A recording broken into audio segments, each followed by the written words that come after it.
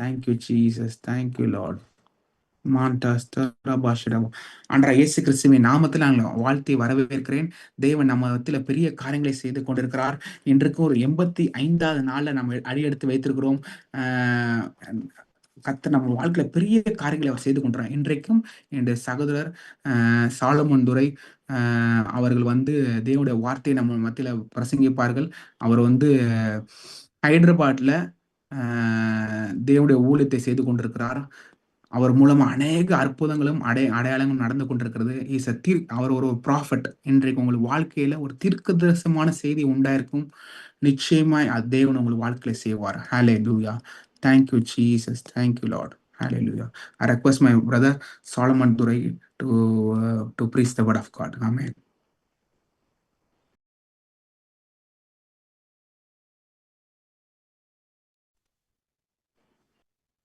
Thank you, Jesus.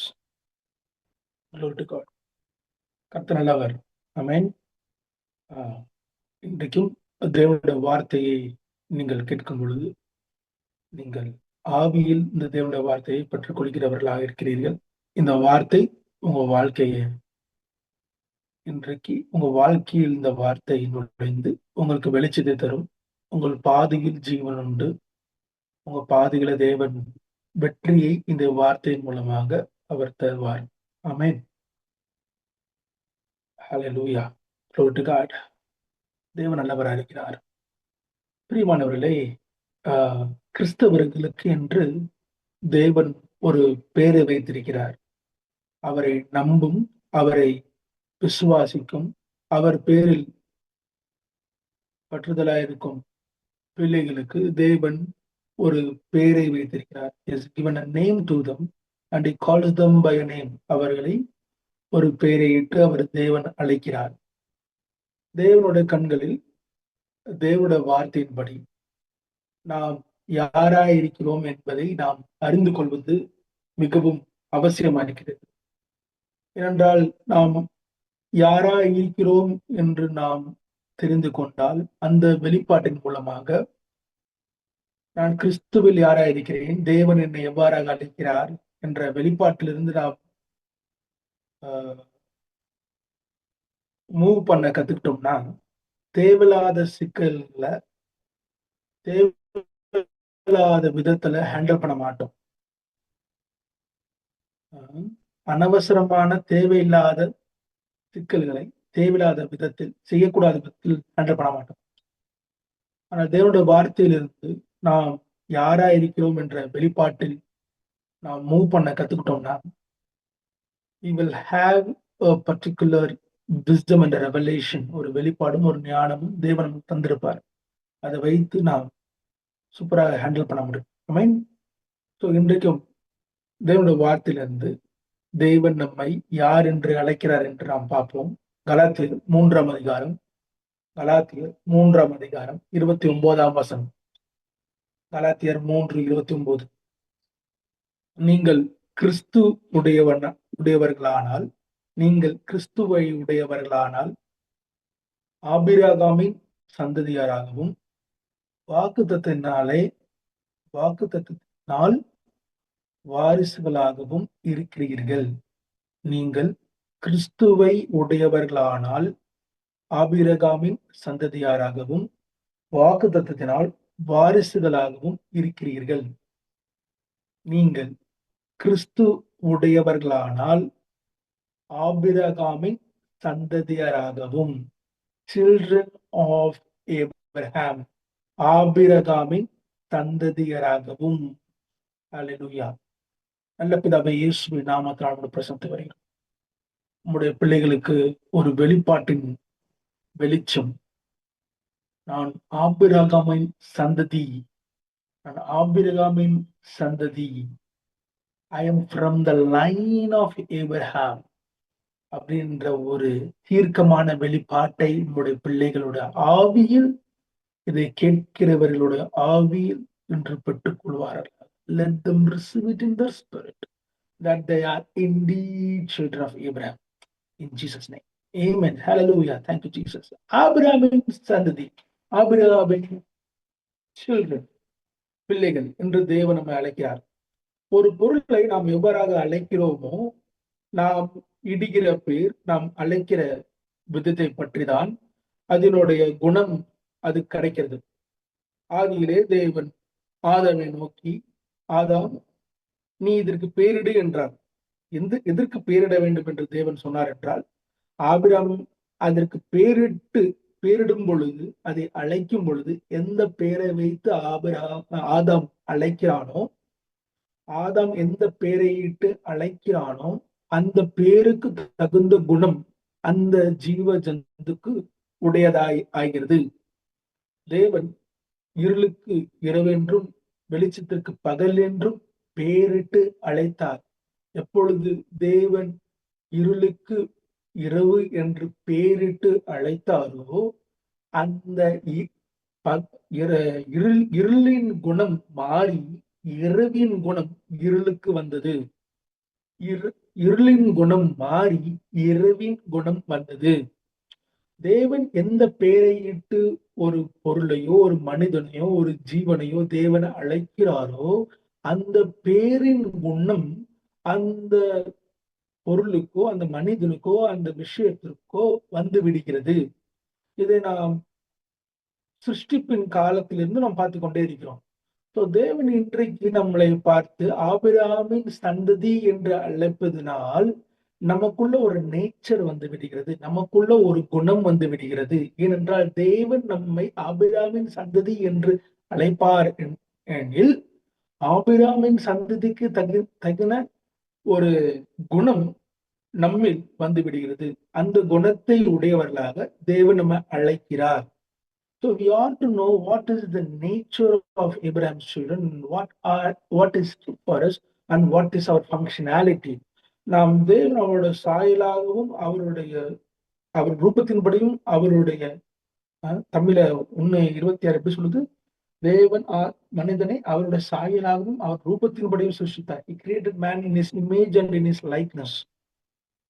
So தேவன் அவருடைய லைக்னஸ்ல, அவருடைய சாயல்ல நம்மளை சிருஷ்டித்திருக்கிறால், நம் தேவனுடைய சாயல்ல கொஞ்சம் காரியங்களை செய்ய வேண்டும். ஆகவே தேவன் நம்மளை ஆபிரகாமின் பிள்ளை என்று அழைப்பார் எனில், ஆபிரகாமின் பிள்ளைகளுக்கான ஒரு குறிப்பிட்ட ஒரு குணங்கள் இருக்க வேண்டியது நமக்கு இருக்கிறது. ஆபிரகாமின் பிள்ளைகளுக்கு தேவன் வைத்திருக்கிற ஒரு டெஸ்டினேஷன் இருக்குது.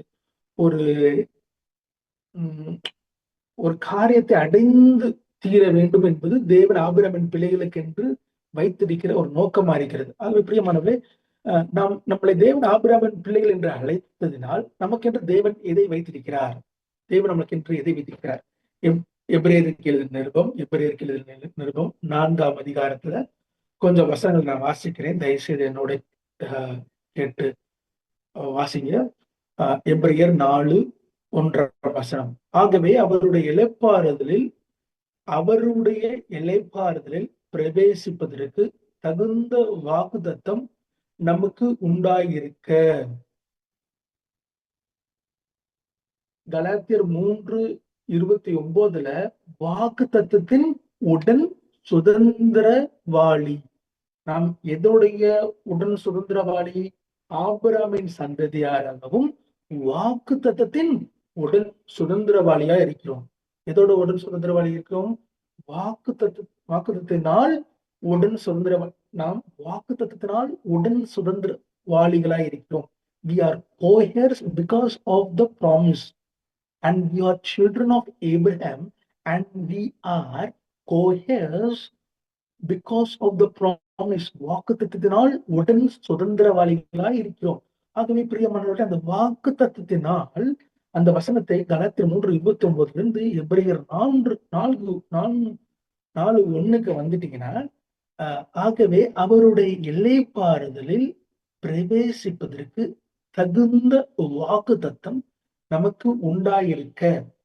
எதில் பிரவேசிப்பதற்கு வாக்குத்தத்தம் நம்மை உடன் சுதந்திரவாளிகளாய் மாற்றினது என்றால், வாக்குத்தத்தினால் நாம் கிறிஸ்துவனுடையவர்களாய் இருப்பதனால், ஆபிரகாமின் சந்ததியாய் இருப்பதனால், ஆபிரகாமின் பிள்ளைகளாய் இருப்பதனால், நாம் அவருடைய இளைப்பாறுதலில் பிரவேசிப்பதற்கு தகுந்த வாக்குத்தத்தம். அவருடைய இளைப்பாறுதல், the rest of God is the destiny for the children of Abraham. ஆபிரகாமினோட பிள்ளைகள் தேவனுடைய இளைப்பாறுதலில் பிரவேசிப்பதற்கும், தேவனுடைய இளைப்பாறுதலில் இருப்பதற்கும், இளைப்பாறுதலிலிருந்து ரெஸ்டிலிருந்து செயல்படுவதற்கும் நாம் தேவன் நம்மளை ஆபிரகாமின் சந்ததி, ஆபிரகாமின் பிள்ளைகள் என்று அழைக்கிறார். God is calling us as children of Abraham so that we can enter into the rest of God and we can partake of the rest of God and function from the rest of God. And that the promise of God, which has made us co-heirs with Christ, has qualified us to enter into this rest. Amen. மூன்றாம் வசனம், எபிரேயர் 4:3. விசுவாசத்தை நாமோ அவர்களுக்கு பயனுள்ளதாக விசுவாசத்தை நாமோ அந்த இளைப்பாறுதலில் நுழைகிறோம். விசுவாசியாதவர்களை குறித்து தேவன், இவர்களை என்னுடைய இளைப்பாறுதலில் நுழைய மாட்டார்கள் என்று என்னுடைய கோபத்திலே ஆணையிட்டேன். They will not விசுவாசியாதவர்களை குறித்து தேவன், இவர்கள் என்னுடைய இளைப்பாறுதலில் நுழைய மாட்டார்கள். விசுவாசியாதவர்கள், இவர்கள் என்னுடைய இளைப்பாறுதலில் நுழைய மாட்டார்கள். சோ தேவன் சொல்கிறார் இங்க, என்னுடைய இளைப்பாறுதலில் நுழைய வேண்டும் என்றால், என்னுடைய இளைப்பாறுதலில் நீங்கள் பங்கு பெற வேண்டும் என்றால், என்னுடைய இளைப்பாறுதலில் நீங்கள் செயல்பட வேண்டும் என்றால், உங்களுடைய ஒரே ஒரு கிரைட்டீரியா, உங்களிடத்திலிருந்து எதிர்பார்க்க வேண்டியது ஒன்றே ஒன்றுதான். அது என்னவென்றால், நீங்கள் விசுவாசிக்க வேண்டும். விசுவாசம் என்றால் என்ன? காணப்படாதவையின் நிச்சயமா இருக்கிறது, நம்பப்படுகிறவின் உறுதியா இருக்கிறது. நம்பப்படுகிறவைகளின் உறுதியும் காணப்படாதவைகளின் நிச்சயமா இருக்கிறது. எது காணப்படல, எது நம்பப்படுகிறது?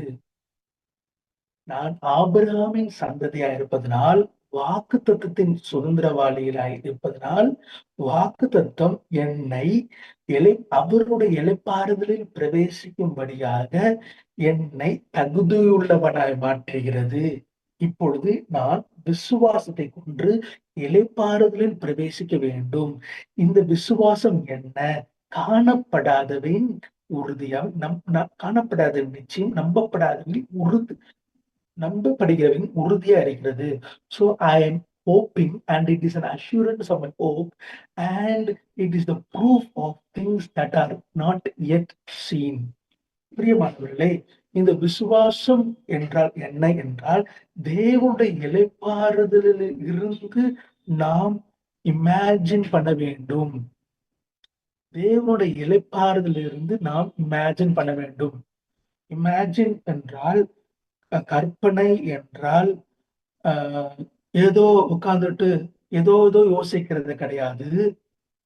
தேவன் என்னை யாராக அழைத்திருக்கிறாரோ, தேவனுடைய வார்த்தை என்னை யார் என்று சொல்கிறதோ, தேவனுடைய வார்த்தை எனக்கு என்னவென்றால் இருக்கிறது என்று சொல்லுகிறதோ, அதற்கு தகுந்த மாதிரி நான் என் மனதிலே கற்பனை செய்யும் பொழுது, நான் என்னுடைய வாழ்க்கையை நான் ஒரு விதமாக பார்க்கும் பொழுது, எனக்கு இன்னும் வெளியே தெரியாமல் போனாலும் காணப்படாதவைகளின் நிச்சயமாக, நம்பப்படுகிறவின் உறுதியாக என்னுடைய கற்பனையில் அது இருப்பதனால், தேவன் என்னுடைய கற்பனையை வார்த்தையின்படியாக இருப்பதனால், தேவன் என்னுடைய கற்பனையை அவர் விசுவாசம் என்று பார்க்கிறார்.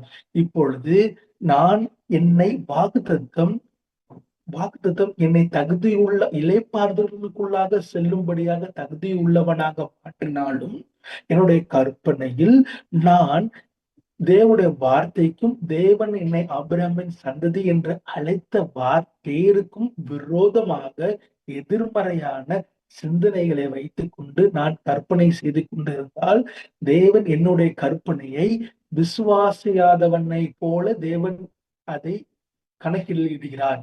அது என்னை டிஸ்குவாலிஃபை பண்ணிடும். ஆனால் என்னுடைய கற்பனையை, என்னுடைய சிந்தையை தேவனுடைய வார்த்தையின்படி நான் மாற்றி என்னுடைய கற்பனையை தேவனோட என்னை எந்த பெயரை வச்சு அழைச்சாரோ அந்த பெயரை வச்சு நான் கற்பனை செய்து கொண்டிருந்தால், அந்த வார்த்தையின்படி, அந்த பெயரின்படி, அந்த நாமத்தின்படி நான் என்னுடைய கற்பனைகளை கரெக்டா கொண்டு போயிட்டு இருந்தேன்னா, நான் அவருடைய இளைப்பாறுதலில் பிரவேசிக்க முடியும். தேவனுடைய இளைப்பாறுதல் என்றால் என்ன? அவர் எல்லாவற்றையும் செய்து முடித்து, அவர் 7ஆம் நாளிலே அவர் சிருஷ்டித்த எல்லா காரியத்திலிருந்தும் ஓய்வு பெற்று அந்த நாளை அவர் ஆசீர்வதித்து அந்த நாளில் அவர் இளைப்பாறினார். So the seventh day is the holy day because God rested from all his work. Because God completed all his work. செய்ய வேண்டியது எல்லாம் அவர் செய்து முடித்ததினால் அவர் 7ஆம் நாளில் ஓய்ந்திருந்தார். சோ அவர் செய்த காரியத்திலிருந்து ஓய்ந்தார். அப்படின்னா என்ன அர்த்தம்? செய்யறதுக்கு இன்னும் இல்லை, எல்லாமே செஞ்சு முடிச்சாச்சு, யுத்தம் முடிந்து விட்டது, எல்லாம் உன்னுடையதா இருக்கிறது, நான் செய்ய வேண்டியது எல்லாம் செய்து விட்டேன், இன்றும் செய்ய வேண்டிய விஷயம் எதுவுமே இல்லை. இப்போ நான் செய்ததை விசுவாசிக்க வேண்டிய நிலத்தில் இருக்கிறேன், நான் செய்ததை அழைக்க வேண்டிய இடத்துல இருக்கிறேன். I have to call forth what I have already done. உங்களுக்கு ஒரு நல்ல இளைப்பாறுதலிலிருந்து தேவன் எவ்வாறாக செயலாற்றினார் என்று உங்களுக்கு ஒரு நல்ல உதாரணம் தருவதற்காக ஆதியாகமம் 1ஆம் அதிகாரத்தில் நம்ம பார்த்தோம் என்றால், தேவன் 3ஆம் நாளிலே பூமிக்கு கட்டளையிடுகிறார். என்ன கட்டளையிடுகிறார்? புல் பூண்டுகளை அதனதின் ஜாதியின்படி, அதனதின் வகையின்படி புல் பூண்டுகளை பூமி விதைகளுடைய மரங்களையும் செடிகளையும் கொண்டு வரும்படியாக பூமியை அவர் கட்டளையிடுகிறார். ஆமா இல்லையா? சோ 3ஆம் நாளிலே பூமிக்கு தேவன் கட்டளையிட்டு விட்டார். என்ன கட்டளையிட்டு விட்டார்? சிருஷ்டிக்கும் வல்லமையை அதற்கு கொடுத்து விட்டார், அதிகாரத்தை கொடுத்து விட்டார். என்ன சிருஷ்டிக்கும் அதிகாரம்? என்ன அதிகாரத்தை கொடுத்துட்டார்? விதைகளை உடைய மரங்களையும் செடிகளையும் பழங்களையும் கொண்டு வருகிற விருட்சங்களையும் புல் பூண்டுகளையும் கொண்டு வரும் சிருஷ்டிக்கும் தன்மையை தேவன் 3ஆம் நாளிலே கொடுத்துட்டார். ஆனா 2ஆம் அதிகாரத்துக்கு நம்ம ஆதியாகமம் 2ஆம் அதிகாரத்துக்கு பார்த்தோம்னா, பூமியில ஒரு செடி, ஒரு புல்லு, ஒரு பூண்டு, ஒரு செடி, ஒரு மரம், ஒரு இலை தலை, ஒரு வெஜிடேஷன் கூட இல்லை என்று நாம் பார்க்கிறோம். ஆனால் 7ஆம் நாளில் தேவன் ஓய்ந்திருந்தார். எதுக்கு ஓய்ந்திருந்தார்னா, அவர் செய்ய வேண்டியதுல செஞ்சு முடிச்சிட்டாருன்னு ஓய்ந்திருந்தார். ஆனா 2ஆம் அதிகாரத்தை பார்த்தா அவர் எதுவுமே தெரியலையே அப்படின்ற மாதிரி ஒரு சூழ்நிலை பார்க்கிறோம். அப்புறம் ஆண்டவரே, என்னத்துக்கு நீங்க அவ்வளவு எல்லாத்தையும் நீங்க செஞ்சது இன்னும் எதுவுமே வெளியே தெரியல, ஆனாலும் ஓய்ந்து இருக்கிறீங்க அப்படின்னு நம்ம கேட்டோம்னா, ஆண்டவர் சொல்றாரு, நான் வார்த்தையால ஆல்ரெடி சிருஷ்டித்தேன், என்னோட கற்பனையில அது அது இருக்குது. என்னுடைய கற்பனையில் நான் செடி எப்படி இருக்க வேண்டும், மரம் எப்படி இருக்கணும், விதைகளை உடைய புல் பூண்டுகள் எப்படி இருக்க வேண்டும், பழங்கள் எப்படி இருக்க வேண்டும், மரங்கள் பனைமரம் எவ்வளவு இருக்கணும், தென்னை மரத்துக்கு பனை மரத்துக்கு என்ன வித்தியாசம், செம்பருத்தி செடிக்கும் ரோஜா முட்டுக்கும் என்ன வித்தியாசம் இருக்கணும், எந்த மொட்டுல எந்த பூ வரணும், என்ன கலர்ல இருக்கணும், எல்லாத்தையும் என்னோட கற்பனையில பார்த்துட்டு அது நல்லது என்று நான் கண்டுவிட்டேன். I have seen it in my imagination. அது நல்லது கண்டுவிட்டேன். நான் என்னக்குள்ளாகவே நான் எல்லாத்தையும் பார்த்து விட்டதால, நான் அதை நல்லது கண்டுவிட்டதால நான் இளைப்பாறுகிறேன். இப்போ தேவன் இளைப்பாறுதலிருந்து தேவன்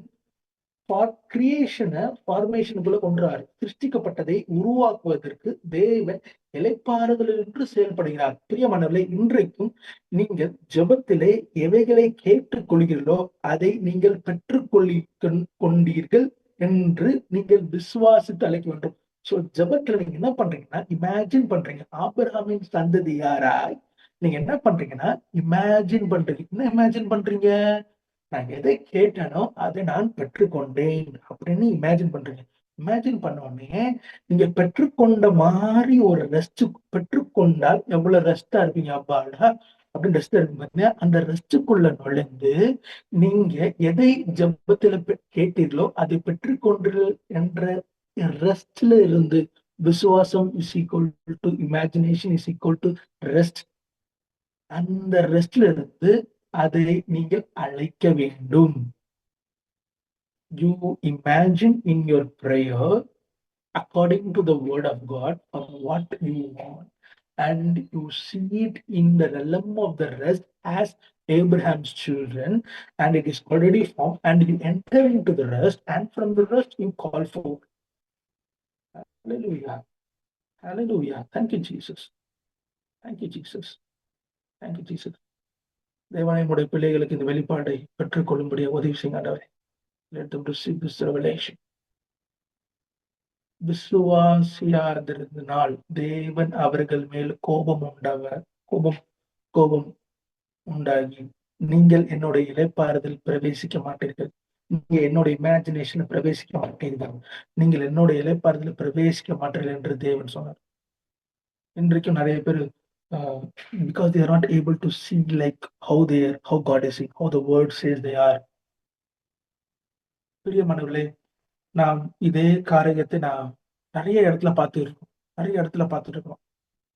நிறைய பேருக்கு ஆபிரகாமின் பிள்ளைகளா இருந்தும் அவங்கனால ஆபிரகாமின் பிள்ளைகள், ஆபிரகாமன் பார்க்கிற மாதிரி, தேவன் பார்க்கிற மாதிரி, ஆபிரகாமுக்கு எந்த வரத்தை தேவன் கொடுத்தாரோ அந்த ஆபிரகாமின் பிள்ளை அந்த வரத்தை உடையவர்களாக, அந்த கிஃப்டை உடையவர்களாக அந்த மாதிரி பார்க்காதபடிக்கு நாம் இருக்கிறோம்.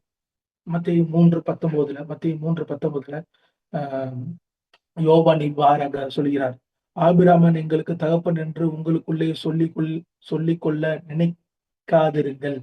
ஆபிரகாமன் எங்களுக்கு தகப்பன் என்று உங்களுக்குள்ளே சொல்லிக்கொள்ள நினைக்காதிருங்கள். தேவன் இந்த கல்லுகளினாலே ஆபிரகாமுக்கு பிள்ளைகளை உண்டு பண்ண வல்லவராக இருக்கிறார். ஆபிரகாமின் பிள்ளைகள் என்று சொல்லிக் கொள்கிறார்கள் யூதர்கள்.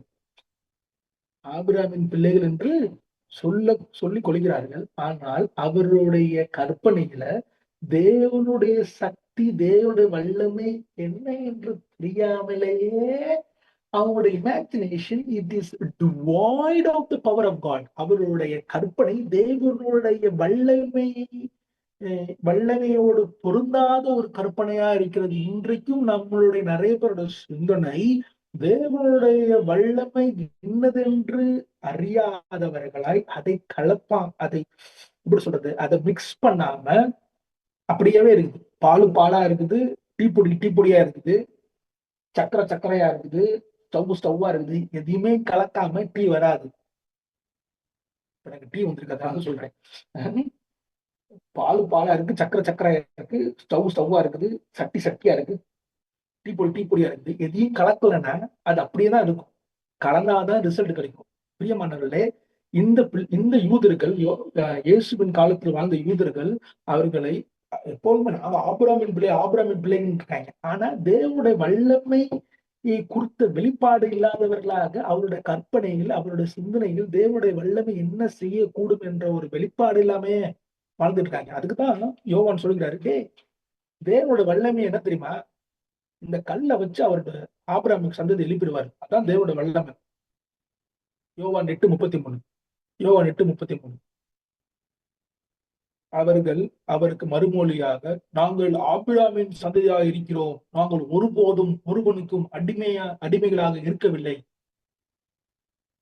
நாங்கள் ஆபிரகாமின் சந்ததியா இருக்கிறோம், நாங்கள் ஒருபோதும் ஒருவனுக்கும் அடிமை. நீங்க யாருக்கு அடிமையா இல்லடா, நீங்க யாருக்கு அடிமையா இருக்கீங்கன்னா உங்களுக்கே நீங்க அடிமை ஆயிட்டீங்க.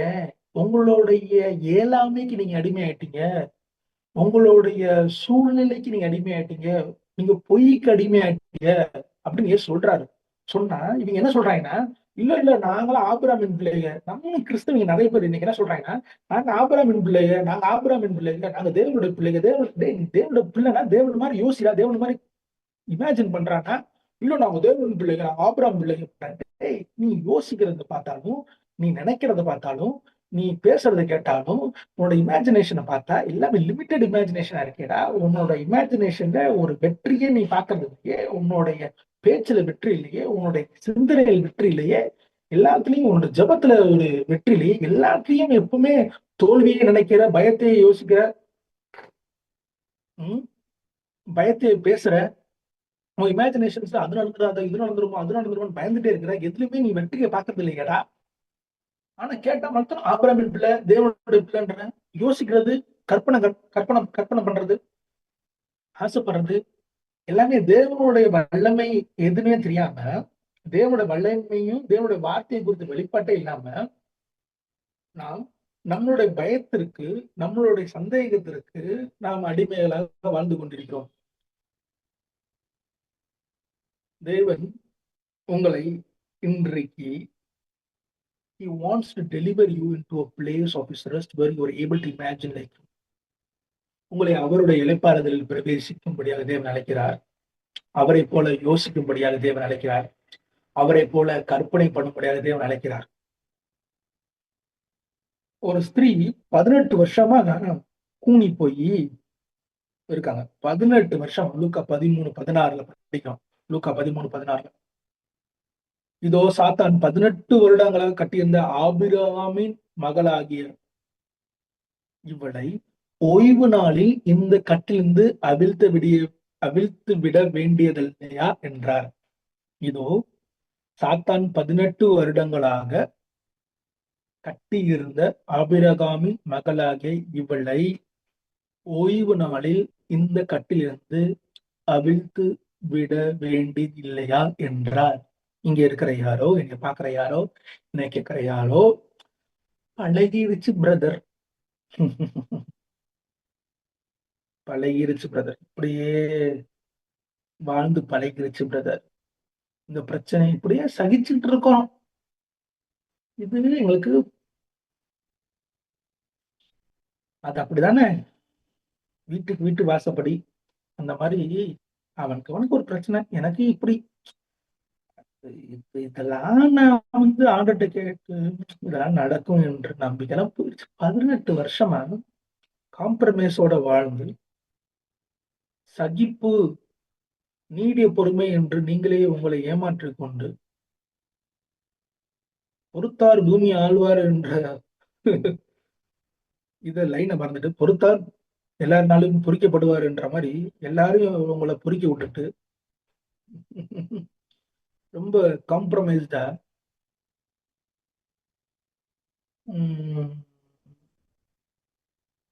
ரொம்ப அப்படிதான். இது ஆசை இல்லை, எல்லாம் கரெக்ட், நான் ஆசைப்படுறேன், நான் ஆசைப்படுற நடந்துருமா என்ன அப்படின்ற மாதிரி இருக்கீங்க.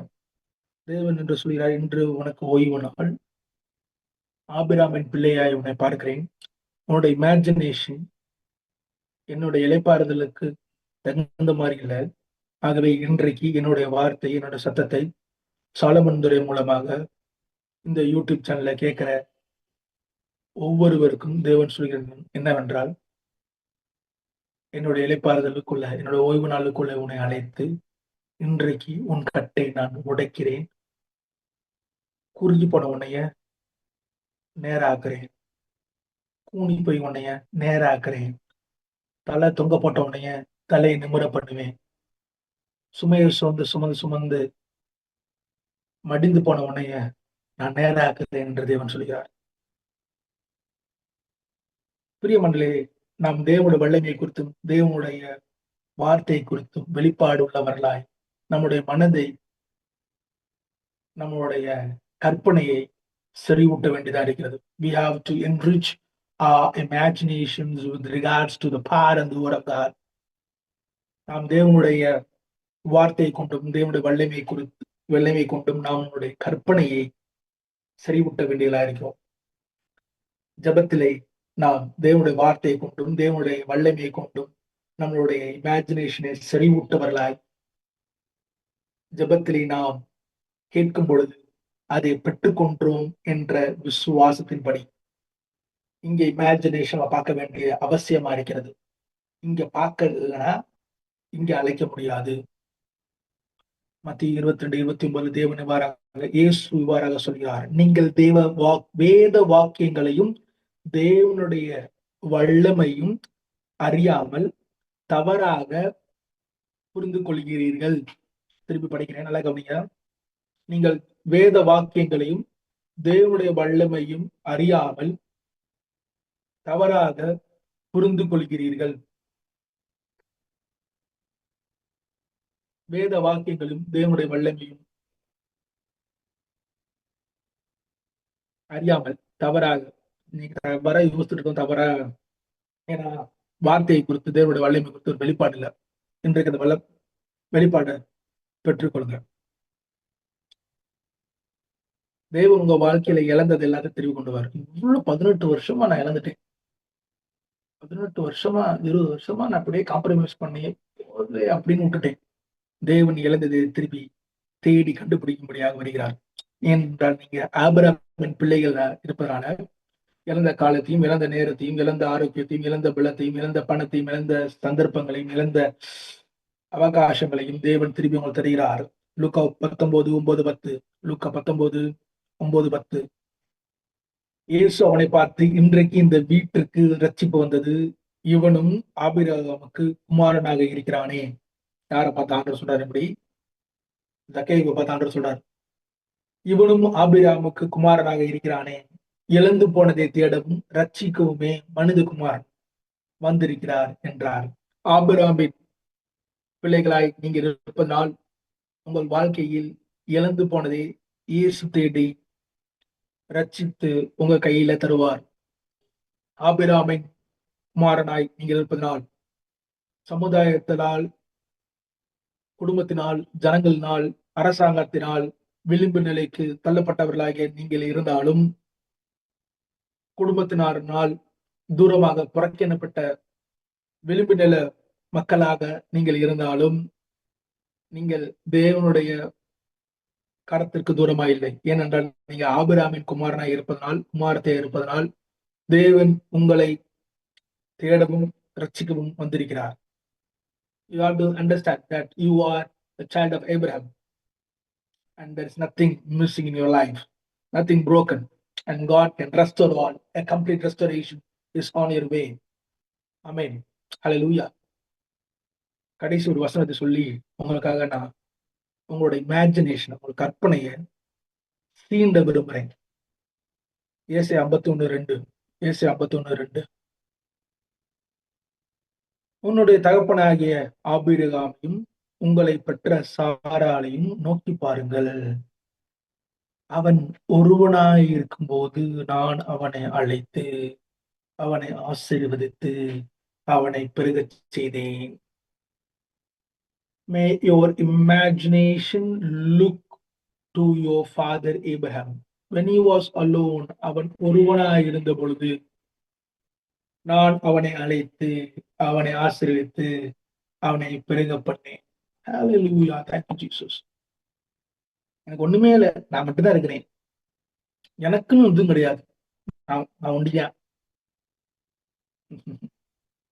ஒரு நிமிஷம், உன்னை பெற்ற உன் தகப்பனையும் உன் தாயும் விசுவாசத்தில் உன்னை பெற்ற நிறைய பேருக்கு எனக்கு ஸ்பிரிச்சுவல் ஃபாதர் யாருமே இல்லை, இந்த உனக்கு ஸ்பிரிச்சுவல் ஃபாதர் தரேன் ஆபிரகாம். எனக்கு ஸ்பிரிச்சுவல் ஃபாதர் யாருமே இல்லை, நான் உனக்கு தரேன் சாரா.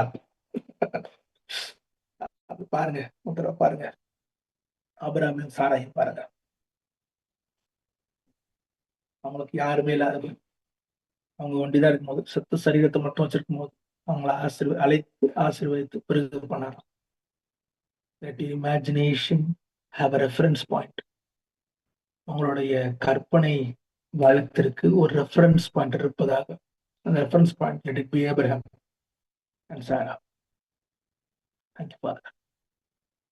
May your children enter into rest. உங்களுடைய பிள்ளைகள் இளைப்பாறுதல் பிரவேசிக்க முடியாது. நான் ஜெபிக்கிறேன் ஆண்டவரே. I pray that they will be able to enter into the rest and create from the realm of the rest. In Jesus' mighty matchless name I pray. Amen, amen, amen. Amen. Thank you, thank you, thank you, thank you, Solomon. கர்த்தர் நல்லவர். ஆமென். ஷாராபா துரபோ ஷடபா லாமான் தூர ஹடர்பா தே சேரபா ஆண்டர்பா. எனக்கு காலை இந்த வார்த்தை சொன்னார், நீர் உங்களுடைய ஆவியை அனுப்பும் போது அவர்கள் சிருஷ்டிக்கப்படும். பூமியின் ரூபத்தை அவர் மாற்றுகிறார். உங்கள் வாழ்க்கையில எல்லாவற்றையும் அவர் மாற்றுகிற தேவனா இருக்கிறார். ரெஸ்ட்ல இருந்து பேச ஆரம்பிங்க. விசுவாசத்தினாலே நம்ம ரெஸ்ட்டுக்கு போறோம். ரெஸ்ட்ல இருந்து இமேஜினேஷன் பண்ணும்போது காரியத்துல எல்லாமே சட நன்மையாகுது. நீங்க பார்த்து அழைங்க. கர்த்தர் உங்கள் வாழ்க்கையில பெரிய காரியங்களை அவர் செய்வார். நான் ஜெபிக்க போறேன். Thank you Lord. என் ஆத்மாவே கர்த்தரை ஸ்தோத்ரி, என் முழு அவர் பரிசுத்த நாமத்தை ஸ்தோத்ரி. என் ஆத்மாவே கர்த்தரை ஸ்தோத்ரி, அவர் செய்த சகல உபாரங்களையும் மறவாதே. அவர் அக்கிரமங்கள் எல்லாம் மன்னித்து உன் நோய்கள் எல்லாம் குணமாக்கி உன் பிராணனை அழிவுக்கு விலக்கி மீட்டு உன்னை நன்மையினாலும் கிருபையினாலும் இரக்கங்களாலும் முடிசூட்டி நன்மையினால் உன் வாயை திருப்தி ஆக்குவார். கழுவுக்கு சமணம் உன் வயது திரும்ப வாழ வைத்து போல ஆகிறது. உன் கரங்களை பிடித்து அவனோட பிளஸ் வித பாடவார். கர்த்தர் உங்களை ஆசீர்வதித்து உங்களை காக்க கடவர்.